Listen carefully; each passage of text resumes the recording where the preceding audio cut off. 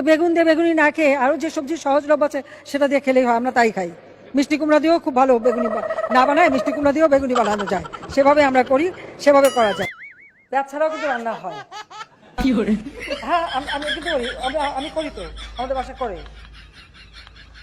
আমরা কিন্তু পেঁয়াজ ছাড়াও মাংসের পরিবর্তে এখন কাঁঠাল, এবং এই কাঁচা কাঁঠাল, এই কাঁঠালের কাবাব হয়, কাঁঠালের বার্গার হয়, কাঁঠাল নানাভাবে কিন্তু এটা বিদেশে এখন মানে ব্যবহার করতে খাচ্ছে, এবং তার দাম কিন্তু অনেক বেশি।